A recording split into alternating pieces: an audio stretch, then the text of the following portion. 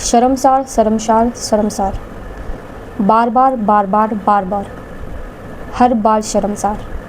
आज ये लोग, ये देश, हम सभी हुए शर्मसार। कहने को तो इस लोकतांत्रिक देश में, नियमों से चलने वाले इस देश में, हम सभी लोग एक सभ्य समाज में रहने वाले लोग कहलाते हैं। लेकिन अक्सर यहाँ पर जंगलों और जानवरों के बीच घटनाएं देखने को मिलती हैं। उसके थोड़े दिन बाद तक ही लोगों के अंदर गुस्सा देखने को मिलता है, पर कुछ दिन बीत जाने के बाद वही तथाकथित समाज एक सभ्य समाज का मुखौटा ओढ़कर जीवन जीने लग जाता है। जबकि ऐसी घटनाओं की जड़ें काफ़ी मजबूत होती हैं। जब तक ये तथाकथित समाज, कानून के अंतर्गत चलने वाला समाज, एक सभ्य समाज का मुखौटा ओढ़कर अपने जंगल राज को कवर कर लेता है। इसी तरह का एक मुद्दा है जो आजकल चर्चाओं में बना हुआ है। ढाणी लक्ष्मणपुर भिवानी से एक लड़की जो एक गरीब परिवार से बिलोंग रखती थी, जिसका नाम मनीषा था, उसी 19 साल की लड़की की 11 अगस्त 2025 को गला काटकर हत्या कर दी गई। जो मैंने अभी पहले जिक्र किया था कि जंगल राज या जानवरों के बीच होने वाले इनकाउंटर की, जिस तरह जंगल में दो जानवर लड़ते हैं, जहां ताकतवर जानवर कमज़ोर जानवर को मार देता है या फिर मारकर खा जाता है, उसी तरह की घटना ये समझ लीजिए आप, जहाँ इंसान रूपी जानवर ने मनीषा की गला काटकर हत्या कर दी। मनीषा ने हाल ही में अपनी +2 यानी 12वीं की क्लास कंप्लीट की थी और अपने पैरों पे खड़े होने के इरादे से वो सिंघानी गांव में अध्यापिका थी, किड्स प्ले स्कूल में। और साथ ही उसके इरादे थे कि वो अपने आप को एक सीमित दायरे में ना रखते हुए अपने आगे की पढ़ाई को कंटिन्यू करे। इसीलिए वो नर्सिंग की पढ़ाई करना चाहती थी, यानी कि मेडिकल लाइन में जाना चाहती थी। मनीषा के पास के गांव में, सिंघानी में, जहां पर किड्स प्ले स्कूल था, उसके 500 या 700 मीटर की दूरी पर ही BSc नर्सिंग कॉलेज था, जिसका नाम आइडियल नर्सिंग कॉलेज था। हर रोज़ की तरह 11 तारीख को भी मनीषा अपनी जॉब पर जाती है। जॉब पर जाने के बाद करीब 11:23 पर वो अपने पिता को कॉल करती है कि नर्सिंग के फॉर्म निकले हुए हैं, तो मेरे को वो फॉर्म फिल करके आना है, यानी फॉर्म सबमिट करके आना है, तो मैं घर आने में थोड़ी लेट हो जाऊंगी। इतनी बात होती है। उसके बाद कॉल कट किया जाता है। फिर उसके बाद मनीषा 1:58 पर अपने पिता संजय को कॉल करती है और कहती है कि मैं अभी स्कूल से निकल गई हूँ और कॉलेज की तरफ जा रही हूँ। जिसकी CCTV फुटेज भी सामने आई है, जिसमें किसी लोकल दुकानदार के CCTV कैमरे से वो रिकॉर्ड की गई है, जिसमें साफ साफ नज़र आ रहा है कि मनीषा कॉलेज की डायरेक्शन की तरफ जा रही है। पर एक बात भी सोचने की बात है कि कॉलेज की डायरेक्शन की तरफ जाने की तो फुटेज है, बट वापस आने की फुटेज नहीं है, क्योंकि वो फुटेज मनीषा की बिल्कुल लास्ट फुटेज थी और उसके बाद मनीषा को दोबारा कहीं भी नहीं देखा गया। इतना सब होने के बाद करीब 4 या 5 बजे के आसपास जब घर वालों को चिंता होने लगी कि मनीषा आई नहीं घर पर, लेकिन पिता को उसने पहले ही बता दिया था कि वो आज कॉलेज में फॉर्म सबमिट करने के लिए जा रही है तो लेट हो जाएगी, तो पिता ने उसका वेट करना ही सही समझा। 6:25 या 26 पर मनीषा के फ़ोन से उसके पिता को कॉल किया जाता है। पिता किसी कारणवश फ़ोन नहीं उठा पाते हैं, पिकअप नहीं कर पाते हैं, तो पिता 10 सेकंड के बाद तुरंत ही कॉल बैक करते हैं और इतने में मनीषा का फ़ोन स्विच ऑफ हो जाता है। तो उसके पिता की चिंता बढ़ती है और उसी ढाणी लक्ष्मणपुर में, जो कि 7 बजे तक लास्ट बस होती है, उसी 7 बजे वाली बस से वो सिंघानी गाँव में आते हैं। जब मनीषा के पिता गाँव सिंघानी में पहुँचते हैं, गाँव सिंघानी पहुँचने के बाद वो अपने पिताजी से बात करते हैं, यानी कि मनीषा के दादाजी से बात करते हैं कि मनीषा के बारे में अब इन्फॉर्म कर देना चाहिए पुलिस को। तो उनके दादाजी की राय होती है कि हाँ 112 पर फ़ोन कर लो। उसके बाद ही मनीषा के पिता के द्वारा 112 हेल्पलाइन नंबर पर कॉल किया जाता है और पुलिस को आने के लिए बोलते हैं। और उस समय मनीषा के पिता किड्स प्ले स्कूल में ही होते हैं। जिस समय मनीषा के पिता किड्स प्ले स्कूल में होते हैं, उस समय मनीषा के पिता प्रिंसिपल से, यानी कि जो किड्स प्ले स्कूल का जो प्रिंसिपल है और अन्य स्टाफ है, उनको भी बुलाया जाता है और बात की जाती है। मनीषा के बारे में पूछते हैं कि वो कहाँ है, कहाँ नहीं है, लेकिन प्रिंसिपल का जवाब होता है कि मनीषा 1:58 पर वहाँ से निकल गई थी। लगभग वो 1 बजे या 1:30 पर निकलती है, लेकिन बच्चों के टेस्ट चल रहे थे तो इसलिए वो लेट हो गई। साथ ही CCTV कैमरे की रिकॉर्डिंग्स भी देखी जाती है, जिसमें मनीषा स्कूल से बाहर जा रही थी लगभग 1:58 पर। इन सब के बाद पुलिस 8 या सवा 8 बजे तक वहां पर आ जाती है और मनीषा के पिता उस समय किड्स प्ले स्कूल में ही मौजूद होते हैं। वो पुलिस को भी वहीं बुला लेते हैं। वहां पर तमाम स्टाफ, यानी स्कूल का स्टाफ और प्रिंसिपल भी मौजूद होते हैं। पुलिस के आ जाने के बाद मनीषा के पिता मनीषा के बारे में बताते हैं कि 1:58 पर मेरे से बात हुई थी और 6:26 पर कॉल आता है मनीषा की तरफ से, बट तुरंत 10 सेकंड बाद ही फ़ोन ऑफ हो जाता है। मनीषा के पिता के अनुसार बताया गया है कि जब मनीषा के पिता ने सारी स्टोरी पुलिस को बताई तो पुलिस का यह रवैया था कि भाजगी होगी कितने, आ जाओगी 2-4 दिन में, क्यों घबरा रहा है? क्योंकि पुलिस को ये लगता है कि अगर कोई लड़की गुमशुदा है या फिर मिल नहीं रही है तो वो लड़की किसी लड़के के साथ भाग गई होगी। और इस पर मनीषा के पिता ने ऐतराज भी किया और मनीषा के पिता ने पुलिस वालों से ये कहा कि आप मेरे साथ कॉलेज चलिए, वहाँ पर जाकर जांच कीजिए। और इसके बाद मनीषा के पिता और पुलिस कॉलेज में चले जाते हैं। कॉलेज में जाने के बाद बताया जा रहा है कि वहाँ पर 3 व्यक्ति थे। तीनों ने ड्रिंक कर रखी थी, लेकिन उसमें से 2 व्यक्ति ने ज़्यादा ड्रिंक कर रखी थी, बट जो एक व्यक्ति था उसने कम ड्रिंक कर रखी थी, यानी कि वो होश में था। उस एक आदमी से मनीषा के पिता ने और पुलिस ने बात की और उनसे पूछा कि यहाँ पर मनीषा नाम की कोई लड़की आई थी, तो उसने बताया कि सारा स्टाफ जा चुका है, कोई स्टूडेंट नहीं है, कोई भी नहीं है यहाँ पर। पुलिस ने उस एक आदमी से सीसीटीवी कैमरे की फुटेज मांगी और पुलिस को उस एक आदमी ने मना कर दिया। और हमारी जो आज्ञाकारी पुलिस है उन्होंने उस बात को इतनी जल्दी मान भी लिया, स्वीकार कर भी लिया। पुलिस और वो व्यक्ति ऐसे प्रिटेंड कर रहे थे कि वो पहले से ही एक दूसरे को जानते हो और पुलिस उस व्यक्ति के कंधे पर हाथ, जैसे हम शाबाशी देते हैं उस टाइप में हाथ रखकर बोलते हैं कि फिर मिलते हैं। यहाँ पर एक बात देखने लायक है कि जब पुलिस को कोई काम करवाना हो तो हम सभी को पता है कि पुलिस का व्यवहार क्या होता है। और इस समय जबकि एक गंभीर मुद्दा है जहाँ पर एक लड़की लापता है, गायब है, जिसके बारे में इंफॉर्मेशन निकालने के लिए कॉलेज में जाया जाता है और वहाँ पर 3 लोग शराब के नशे की हालत में मिलते हैं और पुलिस उन्हीं शराबियों की बात को मान लेती है, वो भी बड़ी आसानी से। मतलब पुलिस इतनी ज्यादा आज्ञाकारी है कि 3 शराबियों की बात को आसानी से मान लेती है और वहां से चुपचाप निकल जाती है उस बेबस पिता के साथ। जबकि पुलिस को उस आदमी से फोर्सफुली बोलना चाहिए था सीसीटीवी कैमरा की फुटेज मांगने के लिए। क्या पता मनीषा उस टाइम जिंदा हो या फिर उसी कॉलेज के अंदर ही हो। सीसीटीवी रिकॉर्डिंग से कम ये तो पता चल जाता कि मनीषा कॉलेज के अंदर आई भी है या नहीं भी। क्या पता मनीषा मिल भी सकती थी उस टाइम। पुलिस इस केस में 0% भी अपनी कोई दिलचस्पी नहीं दिखाती है।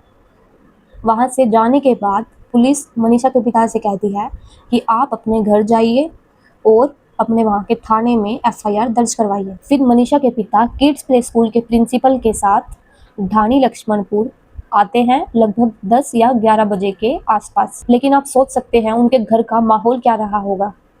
जो लड़की उनके साथ रहती, खाती पीती बातें करती, आज वो ही लड़की उनके साथ उनके घर पर नहीं है। उसकी कोई खैर खबर ही नहीं है कि वो जिंदा है, कहाँ है, किस हालत में है। मनीषा के पिता के अनुसार बताया गया है कि मनीषा का फ़ोन 6:30 पर ऑफ हो गया था, लेकिन 12 बजे के पास फ़ोन फिर से ऑन हुआ और जब कॉल की गई मनीषा के पिता के द्वारा तो पूरी की पूरी रिंग गई थी, बट किसी ने उठाया नहीं। और फिर से जब फ़ोन किया, सेकंड कॉल की, तब फिर से फ़ोन ऑफ हो गया, यानी स्विच ऑफ हो गया। पुलिस चाहती तो मनीषा का फ़ोन ट्रैक कर सकती थी, मनीषा की कोई खैर खबर ही मिल जाती, लेकिन जैसा कि मैंने बताया कि पुलिस को इस केस में बिल्कुल भी दिलचस्पी नहीं थी। ऐसे केसेस में पुलिस को सिर्फ एक कंक्लूजन निकालना होता है कि अगर कोई लड़की है वो जो गुमशुदा है तो वो किसी लड़के के साथ भाग गई होगी, या फिर लड़का कोई गुमशुदा है तो वो कोई क्राइम करके भाग गया होगा। उस समय मनीषा और मनीषा के परिवार की रात कैसी गुजरी होगी, इसकी हम केवल कल्पना ही कर सकते हैं, समझ नहीं सकते कि वो लोग सोए भी होंगे या नहीं। खाना खाना तो दूर की बात है, उस घर में खाना भी नहीं बना होगा। उसके बाद किसी तरह परिवार वाले रात काटते हैं और लगभग सुबह 8 बजे के आसपास मनीषा के पिता संजय और मनीषा के पिता के चाचा उनके साथ लोहारू पुलिस थाने में जाते हैं। लगभग 9 या 9:30 के आसपास बताया जाता है कि जो उनका केस है वो एएसआई शकुंतला के पास है और उन्हीं के अंडर में आएगा, वही इस केस को इन्वेस्टिगेट करेगी। लेकिन मैडम शकुंतला सुबह के 9:30 तक पुलिस स्टेशन में नहीं आती है। लेकिन मनीषा के पिता संजय एप्लीकेशन लिखते हैं, मनीषा की फोटो देते हैं आधार कार्ड की। लेकिन इतना सब कुछ होने के बाद भी मनीषा के पिता की एप्लीकेशन पर कोई ध्यान नहीं दिया जाता है, यानी कोई गौर ही नहीं की जाती है। पूरा दिन बीत जाने के बाद जब मनीषा के पिता और मनीषा के परिवार वालों के द्वारा पुलिस पर जब दबाव बनाया जाता है तो पुलिस लगभग 7:30 पर उनकी एफआईआर, ये 7:30 जो है वो रात के हैं, और उनकी एफआईआर दर्ज की जाती है। यानी 11 तारीख को लड़की गुमशुदा हुई है और 12 तारीख को 7:30 बजे की रात हो आप मतलब उसकी एफआईआर दर्ज करते हैं। ये कौन से तथाकथित नियम है? यानी घटना होने के कई घंटों के बाद एफआईआर दर्ज की जाएगी। और ये एग्जाम्पल केवल एक पुलिस स्टेशन का एग्जाम्पल नहीं है, इसमें कई मतलब मोस्टली पुलिस स्टेशन के एग्जाम्पल को लेकर देख सकते हैं। ज्यादातर पुलिस स्टेशन में पुलिस ऐसे ही कार्रवाई करती है, ऐसे ही इन्वेस्टिगेशन करती है, एकदम एग्जैक्टली। इनकी भाषा भी बड़ी शहद जैसी होती है, एकदम बदतमीजी और तू तड़ाक वाली। इसके बाद पुलिस वाले मनीषा के पिता से कहते हैं कि कल 13 तारीख को हम नर्सिंग कॉलेज में जाएंगे सीसीटीवी फुटेज चेक करने के लिए। और 13 तारीख की सुबह जब पुलिस को मनीषा के पिता के पास कॉल करना चाहिए, तब भी मनीषा के पिता ही पुलिस को कॉल करते हैं और उनसे पूछते हैं कि कितने बजे नर्सिंग कॉलेज में जाएंगे। और उस समय मैडम शकुंतला मनीषा के पिता से कहती है कि अभी मुझे एक लड़की की डेड बॉडी मिलने का फोन आया है और मैं और मेरी टीम उसी जगह पर उस लड़की की पहचान करने के लिए जा रहे हैं। अगर आप भी आना चाहें तो आप आ सकते हैं। आप सोच कर देखिए, एक ऐसा पिता जिसकी बेटी 2 दिन पहले तक उनके साथ थी और 2 दिन बाद ही उनको ये खबर मिलती है कि हमें एक डेड बॉडी मिली है। यानी हम सोच भी नहीं सकते, इमेजिन भी नहीं कर सकते उस पिता के ऊपर क्या बीती होगी। उसके बाद मनीषा के पिता अपने घर के कुछ सदस्यों के साथ, कुछ लोगों के साथ मिलकर सिंघानी गांव पहुंचते हैं जहां पर वो डेड बॉडी मिली थी। लेकिन वहां का मंजर कुछ ऐसा था जिसको देखकर रूह भी कांप जाए। वहां पहुंचने के बाद मनीषा के पिता उस बॉडी के कपड़े से पहचान जाते हैं कि ये उनकी बेटी मनीषा ही है। यानी कि ये बेबस शव उस बेटी का है जिसने 1:58 पर अपने पिता को कॉल करके बोला था कि पापा आज मैं लेट आऊंगी। किसको पता था कि मनीषा की डेड बॉडी सिंघानी के भिवानी जिले में हरियाणा के खेतों में नहर के पास खत्म सी हालत में मिलेगी। किसको पता था कि मनीषा की ये आखिरी बातचीत है। और किसे पता था कि यही मनीषा 2 दिन बाद किसी खेत में जानवरों की तरह कटी हुई लाश में मिलेगी।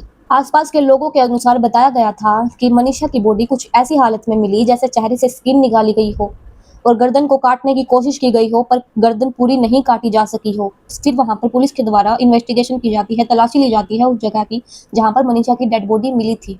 और जब ये बात लोगों में फैलती है और आसपास के गांव में फैलती है तो लोगों में आक्रोश देखने को मिलता है, जो कि होना भी चाहिए और हुआ भी। कब तक चुप बैठेंगे? ना जाने कितनी ही घटनाएं होती हैं जहां लोग चुप बैठे रहते हैं, शांत रहते हैं। लोग इकट्ठा हुए, पुलिस और प्रशासन के खिलाफ प्रदर्शन शुरू किए गए। लोगों का गुस्सा और नाराजगी देखते हुए सरकार ने लोहारू थाना के एसएचओ अशोक कुमार, महिला ASI Shakuntala, dial number 112 ERB की टीम के सदस्य एएसआई अनूप, कांस्टेबल पवन, एसपीओ धर्मेंद्र, इसके अलावा भिवानी के एसपी मनवीर सिंह को हटा दिया गया, लेकिन उन्हें सस्पेंड नहीं किया गया। मनीषा के घर वालों की ये मांग थी कि जब तक उनकी बेटी के कातिलों का पता नहीं चलता तब तक वो अपनी बेटी मनीषा का अंतिम संस्कार नहीं करेंगे। मनीषा की बॉडी मिलने के बाद नागरिक हॉस्पिटल भिवानी में मनीषा का पोस्टमार्टम करवाया जाता है और बताया जाता है कि श्वास लेने की नली नहीं है, जिससे हम सांस लेते हैं वो नली नहीं है, गायब है।